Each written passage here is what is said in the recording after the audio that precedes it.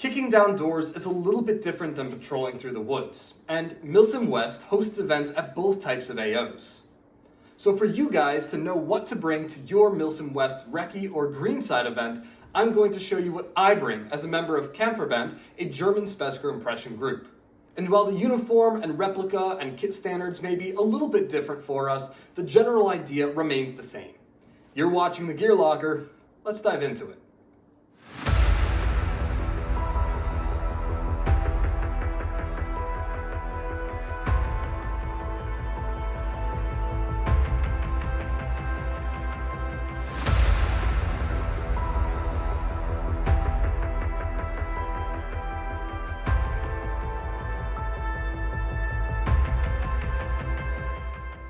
Today, we're going to be talking about what I bring to Milsim West events, more particularly the Greenside style or Recce events. So let's begin with the uniform. Flecktarn is the pattern of choice for KvB, and especially with our recon kit. This right here is my 2018 dated shower smock. You can see these called the KSK smocks, but generally, recon units are the ones who use these. What you'll notice is, in addition to plenty of pocket space on the front, the back also has a ton of pocket space. So between this, my rucksack, and my chest rig, I'm going to be carrying quite a lot of stuff, or just have a lot of room for the stuff. And to pair with this, I have my Schar Einsatzkampfhose. These also have very large pocket space, thigh adjustments, and built-in knee pads. Underneath this, I'll be wearing the Bundeswehr issued tropical undershirt. These are fantastic for moisture wicking, but also keeping me warm when I need it. I will have a couple of these, with one of them being in the ruck and one of them being on my person. I typically get pretty sweaty, so having a nice fresh undershirt to change into is a must for me. Now, some accessories include my Eagle Industries Cobra belt. They used all different kinds of belts, but I really like this one, not only because it's pretty rare to find, but it's very comfortable and very easy to quickly detach. And I also have a set of mechanics gloves. These are one of the many kosher options, but I like these ones because they add that little bit of tan flair to them, and they're very comfortable and functional as well.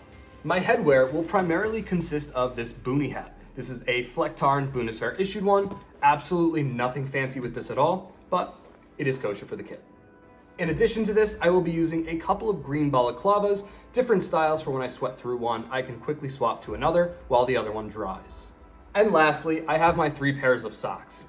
Again, a couple of these are going to be going in the ruck as spares, but a brand that I have found that is not only inexpensive, but very comfortable and functional are the Fox River ones. I have switched through many different types, including smart wools and other merino wool style socks, but these ones I find are very comfortable for that warmer weather and the boots I'm going to be wearing, which are the Salomon Quest 4D Gore-Tex boots. I have used these boots for years. I absolutely love them. They are water resistant, they have very nice ankle support, and they're very comfortable. And when it gets cold or rainy, this is some of that sustainment gear that I use. Here, you'll see a couple of my warming layers. I have a merino wool jacket here, a nice pair of Bundeswehr issued gloves, and a Bundeswehr issued skull cap. This is definitely going to be more than enough for me at this particular AO at this time, so this is all I plan on bringing. My rain gear is relatively simple as well and can change depending on the weather that the event is going to have. This poncho is not something I plan on wearing, but in the event that it will rain, I can throw this over my stuff at the PB and keep it dry while we're out and about. This, however, contains my Gore-Tex layers. I have a very compact cinch sack that keeps my jacket and pants. However, this is scalable, and I most likely will not be bringing the pants if the forecast looks like it's going to be decent. And for the part that everyone likes to see, the chest rig. This is a very fully loaded chest rig, but will have not only plenty of space to carry things, but still be light enough that I can maneuver well. I have a large GP pouch as well as a radio pouch. I have a double magazine pouch, a shingle pouch that will carry a rifle as well as pistol magazine, a horizontal GP pouch, and 2 magazine pouches behind it, as well as another double magazine pouch here. Last pouch we have is my individual first aid kit. And this all sits on a Linnerhof Tactic split zipper chest rig. I have previously used the buckle one, but I'm excited to try this one out. All of this gear is made by Linnerhof Tactic and is the gear issued to Bundeswehr members historically. And last for carrying everything is my very large rucksack. This is the Berghaus Cyclops 2 Atlas rucksack, and it is extremely large and 100% overkill for a Milsim West event. However, due to my desire to be fully correct in my impression, I will be using one of these rucksacks. A big thing for first-time Milsim West goers is to not overpack. Everybody does it unless you really know what you're doing, and this would be a case where you would overpack. However, because I've been doing these for years, I understand what I need and what kind of empty space I'm gonna end up having here. There's no need to fill something of this size up. So in that case, let's start talking about some of the things I'll be bringing to not only put in this rucksack, but put in my chest rig as well as smock. Like my rain gear, my sleeping equipment is scalable, so I can very easily leave something behind at the vehicle before the event starts, depending on the event conditions. So this would be my setup if the worst weather is coming our way. However, I do also find it to be extremely comfortable and not terrible to carry in all cases. My ground mat is an elephant skin tarp issued to the Bundeswehr. This is something that is very light, very easily packable, and has protected my sleeping mat on a number of occasions. Which fits in this stuff sack here, and this is the Exped ISO mat. This is the Sinmat 9 lightweight version. It is the one issued to Bundeswehr members, and it is very, very large. Not the easiest to get cinched down. However, the comfort of this thing is almost unmatched. I have gotten incredible night's sleep on this because it is very thick, very high off the ground, and very robust. So I do plan on bringing this regardless. In addition, I have wrapped inside one of their schnozzle bags, which allows you to fill it with an airbag very easily. I do like that it comes with a hand pump. However, something that I can fill it in less than 30 seconds with is gonna get thrown in. So that's what I have here. And this larger bag contains a couple of items. Not only does it contain a Corinthia bivy sack issued, but it also has a Corinthia Defense 1, all in an issued stuff sack. This is again a very large system, but will keep me warm down to very cold temperatures and keep me dry if it does rain. And last, but certainly not least for my sleep system, is something very small. This is a very compact pillow. I do kind of like pillows when I sleep, so having something like this just is a creature comfort and morale boost. Survival and sustainment gear is more important than the BB aspect of Milsim West. And some people tend to skimp out on it, which leads them to leaving early. So while I have a very simplified system here, I do have a lot of different equipment that's going to not only keep me on the field, but keep me effective. This bright orange bag that is mesh and zipper is like my little emergency bag. If something were to happen to me and I needed someone to grab something quickly, I could say, hey, orange bag. They'll know that this is something that they could be looking for. It usually houses some portable charging equipment, including my solar-powered battery charger, a cable, my phone, wallet, keys, just relative important stuff that I can keep on me and easily accessible. In addition to this, I have some tick defense spray. I'm definitely going to be treating my clothing prior to this event, but during the event as well, and bring it for peers. I also like to bring an additional tourniquet. Even though I won't be running plates this event, having an extra tourniquet just in case someone's goes missing or mine goes missing is a good thing to have. Now, in compliance with the tax off, I do have a couple other items such as my 2 trash bags and my headlamp with red lens.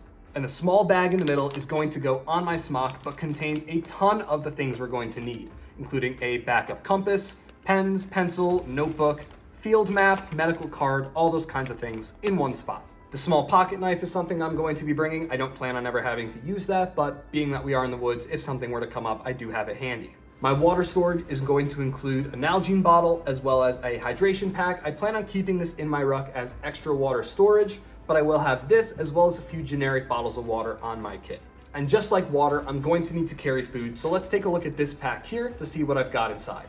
In addition to food, I do have a lot of other small survival related equipment pieces. So while this is all packed for kind of just traveling to the event, a lot of the gear in here will be dispersed throughout my various pockets and pouches just to more evenly spread out this weight.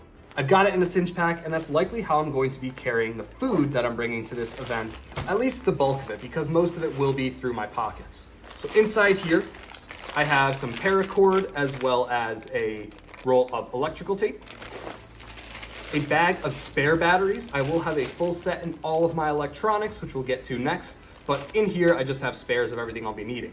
I also have some cleaning and health related things. I have some wipes. I will throw a portable toothbrush in here. I've got Advil, goggle, wipe lenses, things like that, just in case I need to clean myself up a bit. One of the last things in here is food. This is one MRE bag that is filled with basically the contents of 3 MREs. I've picked apart and gone through a whole bunch of things that I just want to make sure I have to eat, different options, different variety, and being a squad leader, in case I wanted to throw a snack to a buddy, I can easily do that with all of the food I'm bringing here.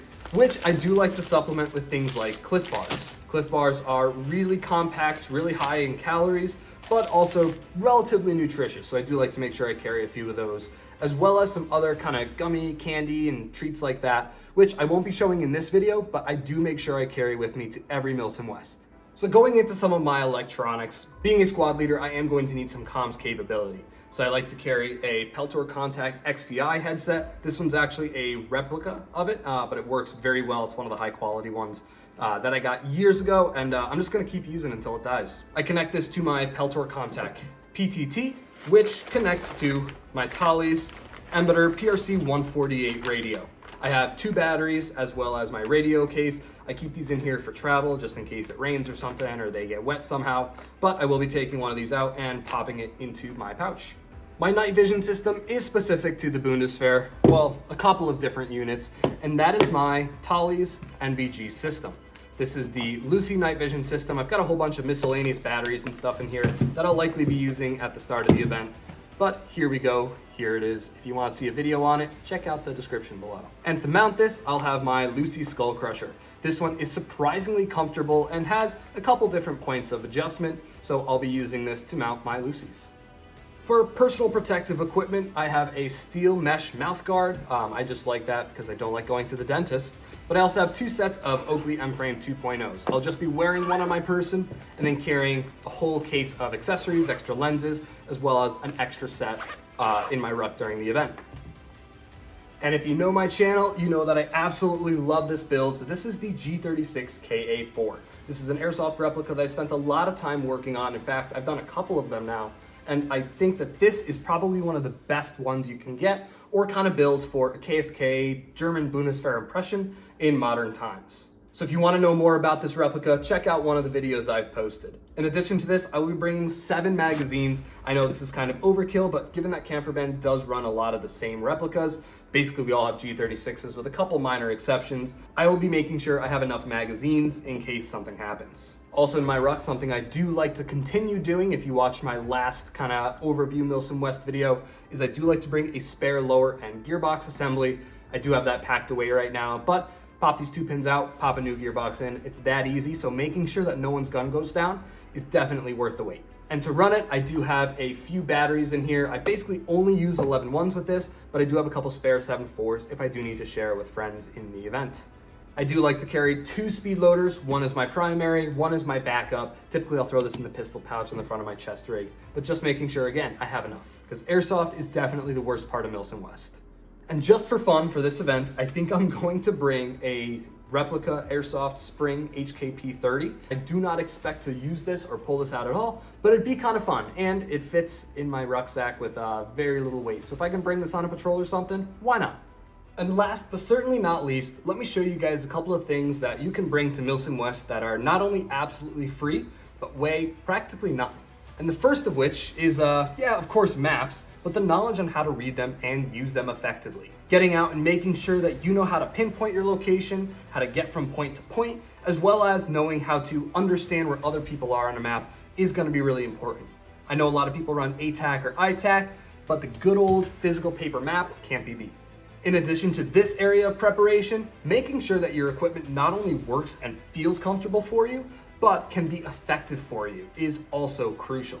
Sure, most of the struggle in the event is the actual surviving and getting through it, that type 2 fun, but making sure that you can make that type 2 fun as close to type 1 as possible, that's where you want to be. And last is perseverance. So many people have done this event before, so many people will continue to do this event after, so making sure that you are not the one to drop out is pretty high up there on the priority list. Don't be that guy. And with all that, thank you guys so much for checking out this video. Hope it gave you some good insight on what kinds of things you could bring to Milsim West, particularly a Greenside event.